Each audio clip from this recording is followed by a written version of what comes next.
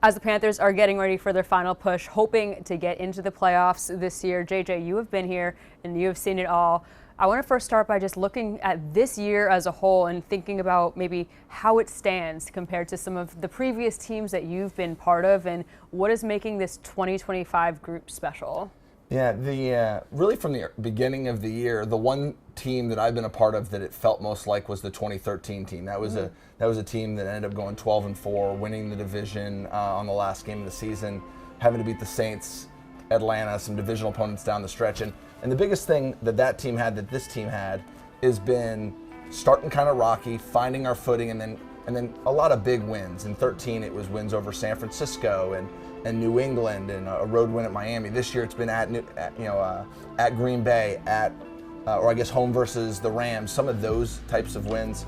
Certainly a big win in overtime in Atlanta. So there's been a lot of similarities. It's about a young group kind of coming together, beginning to believe in themselves, and then constantly testing themselves against the rest of the NFC. We've got a great challenge here these last 3 weeks.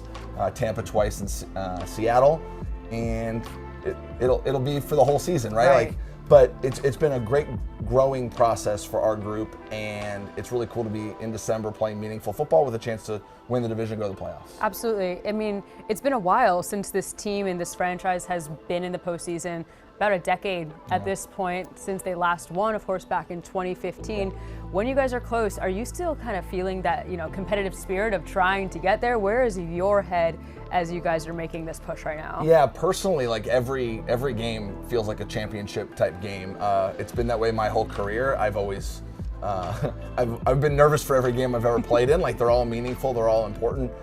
The nice part about that is when you get to the end of the season, like, you're not experiencing new feelings. Like, I'm just as nervous in the second quarter of a preseason game as I am at the end of the regular season, with the game and the season on the line. So I hope everyone takes a similar approach, because you don't want the December football to feel different than when we were playing in August. Yeah. Even though the consequences maybe feel a little bit bigger. I'm really excited about this push. I get a cool opportunity to sort of lead some young guys who haven't necessarily done it in the professional level, and kind of push them forward and say, hey, look, if you're not sure what to do, like, certainly I'm not running and hitting the way these guys are, but hey, I'll lead you. I've seen it done, and I was inspired when I was a young player by veterans on the team that had been there and done that before. So I get to kind of pay it forward a little bit. Going back to those nerves that you were just talking about, can you explain that? Is it more nerves about your personal performance? Is it nerves about the team's execution as a whole? Like, what's going through your head at this point in your career when you're seeing you're nervous out on the field? Like all of those emotions, right? Like, you want to do well, you want to perform well, you feel the energy, right? So whether some people I call it nerves, some people call it excitement, whatever, like, you can feel the tangible energy, certainly in our stadium every time you play. Game comes down, you feel the excitement, the nervous energy, all those things. But the cool part is, like, again, I feel those nerves all the time. It could be a preseason game, it could be a practice, it's in the game, and you learn how to manage those. Like, being nervous doesn't equal poor performance. It just means something to you.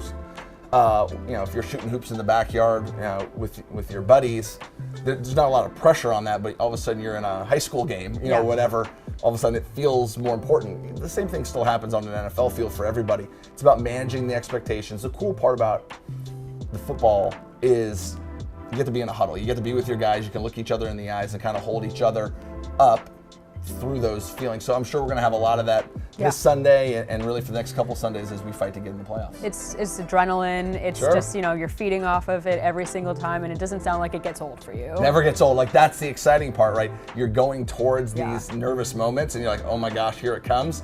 But then you walk off the field, and you're like, that was a blast. That was fun. That's why you do it. And again, every team would sign up in August to be in a position where we're at right now, so we should be really excited about that. You've talked about how there's some young guys that you work with. Ryan, as an example, someone you're with closely. He's in his first year, his first go at this, and obviously he's been exceptional throughout his rookie season. What's mentorship kind of meant to you in terms of how you're able to contribute in that sense as being part of the team? So I was given a really special opportunity. When I got here, I was 23 years old. I was actually in the second year of my career. And John Casey was 39, and he was my mentor. He was like a second father to me. And now the roles have been flipped. Ryan's a little bit older because all these college kids are showing up a little bit older these days. He's 25 and I'm 39. And it's just passing along the lessons that I was given by John and Jason Baker, who was our punter. He was 31 at the time and had played 10 years. Like, they just imparted so much professional wisdom to me, and I'm not coming up with anything new. I'm just passing along what I've already been kind of told and have used to my benefit. I'll say this about Ryan. When he first got here in April, May, right after the draft, the thing that I was most impressed with him is just this quiet confidence that he has. I said this in the media a couple times during training camp. The part of the kicking competition that everyone wants to watch, hey, did that ball go in? Did that not go in? We're watching demeanor. How do you bounce back from a miss? How do you handle success? All those things. He's well suited for this run because of everything we have seen leading up to this. Has nothing to do with kicking. It's about confidence. It's about all the intangibles. What about just beyond just the special teams unit, your role in terms of leadership throughout the entire team? Are people leaning on you as you guys are leaning towards hopefully making this playoff push from prior experiences that you've had here in Carolina? Well, we've got great leaders across the board, right? You don't just have to be a captain to be a leader. In fact, I would argue that some of our best leaders aren't captains. They're just guys on the team. But I think of like Thomas Incoom and Bryson Tremaine and Nick Scott, and I'm leaving guys out already, but when you get a group of guys on special teams, we're all pulling together. We're fighting for the same thing, and guys are having good games while other guys are having bad games, and you have to kind of push each other, encourage one another. And then what I've really been encouraged by is the level of communication on the sideline, because when someone does bad on a particular play, their instinct is to, they kind of get in their feelings, right? Sure. They're down, and watching guys come alongside, but it's not about, hey, do better. It's what did you see? How can I help? And so the guys are working together. Those are the elements of leadership that I've certainly tried to encourage amongst the group, but it's just, there's so many natural leaders across the board that it just makes playing with your buddies really, really fun. Yeah, and leadership also in terms of the coaching, we can also look to Dave Canales in his second year here. You've seen a lot of coaches coming through the doors as well too. What about Dave has been special, maybe been different, that it seems like everyone in the locker room is buying into his mentality? He's been really, really steady. He's, you guys all see like a very positive, encouraged element. He's the same way with us inside the meeting room, but it's also very steady, right? He tells us the truth, but there's always a positive spin. I've been a part of a lot of teams, and this goes all the way back to like high school, where it's like, I'll tell you the truth, but that really is code for I'm gonna yell at you and tell you where you're wrong. He's really focused on catching us doing right, and then saying, hey, this is the Panther standard. This is how we want to play. So guys aren't necessarily in the meeting rooms waiting to be told that they were wrong. We're just sort of measuring how we play versus what our standard is. So he's been really, really steady. He empowers the coaches to coach us really, really hard. But with, like, our organization is just, it's, for lack of a better term, fun. There's a positive energy. Guys are laughing. They're really focused.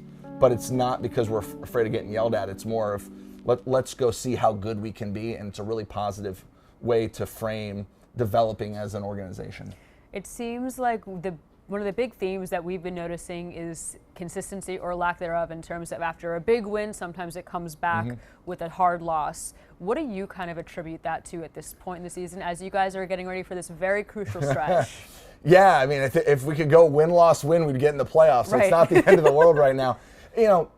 I think we're a young team ascending, and so with that, a couple things happen. We've played better maybe than we should have in some games, and then we've played below our standard a couple times, and we're still trying to figure out what that is. And I think most of that is just learning who we are and understanding the National Football League is designed for a lot of 8 and 9 win teams. And so one of the things that I've tried to impress upon the young guys is every team's good. Whether you're playing the 2-win Saints like we had a few weeks ago, or you're playing the 11-win Rams, and everything in between, everybody's good. There's a way to win every game. And like Coach Canales has said, if you protect the ball, you get some explosives, you don't commit a lot of penalties, you're going to win. And it doesn't matter in the NFL if that's a good team or a bad team. You do those things, you're going to win a lot of games. So we've got to play our best version of football, and the winning will take care of itself. But again, it's all things that we can control: protecting the ball, no pre-snap penalties, all the the old coach speak. But the margins are so thin, you really do have to take care of those small things to end up on the right side of a victory. Division opponents know each other very well because they play each other twice in a year. Interesting though, when you have a team twice in your last 3 games. You haven't seen Tampa, but you've seen them, of course, throughout your career. Tampa's been dominant in the division for the past couple years. Tell me about what challenges they pose as a team. that it's going to be coming here first before you go there for Week 18? Yeah, well, certainly in the last couple of years, Baker's played really, really well for them. Mike Evans has been fantastic on the defensive side. Via Vea is fantastic, and there's a lot of different layers to this. Yeah. Chris Godwin is another one that comes to mind. Obviously, Coach Canales, Brett Idzik, and a few of these guys were over there as part of the challenge for us in previous years. In the division, it's always tough fought games. Coach Bowles, they're going to stop the run. They're going to be physical. They're going to blitz you, from an offensive perspective. So we just have to be ready for a slugfest. And they're hopefully saying the same things about us from what we've put on tape. They're good matchups. Again, it comes down to those small margins of error. And it's very easy to forget, but a lot of the games, even the ones we've lost in the past, they've been close games. They've been good games that could go either way. So again, we do the things that we need to do. We'll come out victorious. Cool part is it's all within our control. We don't have to be afraid of anything. We can play really well, and I expect that we will. I was gonna say, that's another part of this right now, is this fate is in your control. Yeah. So how is that messaging coming across from the leaders, from the coaching staff as well, that if you guys execute the way you're talking about, if you're staying consistent, that we have the ability to win these games and make it into the playoffs? Yeah, you don't really change the messaging of what it's been all year, which is win this game, right? Nothing else matters. And honestly, if you started thinking about the season in 3-game windows, you'd actually become very overwhelmed. It would become very stressful. It's about how do we win Wednesday? How do we win Thursday? How do we prepare ourselves on Friday and Saturday for the game? And then when we get to the game, it's just about how do we win this drive? How do we win this play? Football players, we tend to keep things very simple, lock into how do we just do one thing at a time. On a global level, we'll worry about the Seahawks, Tampa, and anything that comes after it down the road. But for this week, it's just about beating Tampa. And honestly, you don't really think about any of the implications. You're trying to execute and win a game here. There's nothing better than winning in this stadium on a Sunday afternoon. So that's reward enough for this particular week. So I think we keep our focus really dialed into this week, and then we'll get Christmas and we'll have all that fun stuff, and then we'll worry about next week. Having this competition though between you guys and the Bucs to see who's gonna duke it out to win the division, the franchises, the fan bases like this too, because I'm sure at least Carolina, they're starved for some success here and they want to see the winning. What, from your perspective, from the fan side, would you say you've noticed from talking to people about how badly people want to be getting to that next step? Well, you can feel the energy across the board, right? You can feel it in the stadium when we played last, whatever that was, 2 weeks ago here versus LA. You felt the energy in the stadium. This place craves a winner. We've had a ton of great seasons.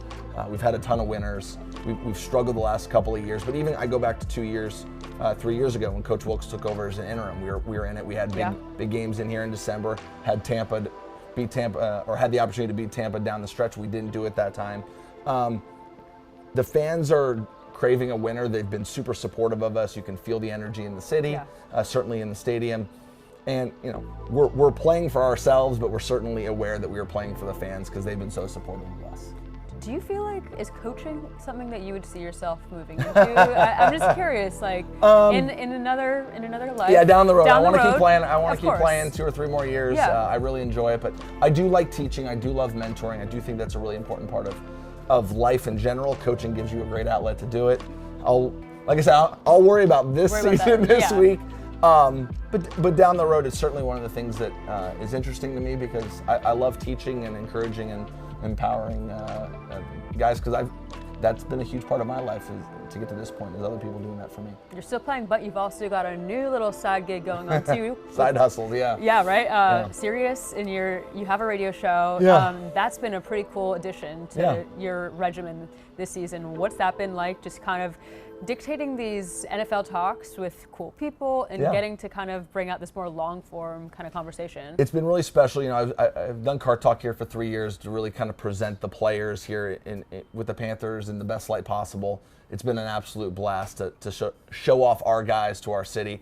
Being able to kind of take it a little bit more of a national element, talk about the games, talk about what's happening on a week-to-week basis in the National Football League has been really fun.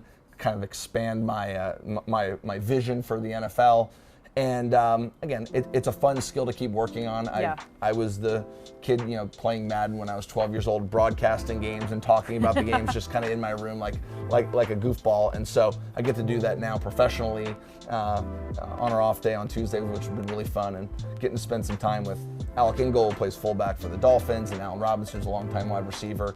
Luke Kuechly joined me for one show. Like, that was a lot of fun, just to be able to mix it up a little bit more across the whole NFL.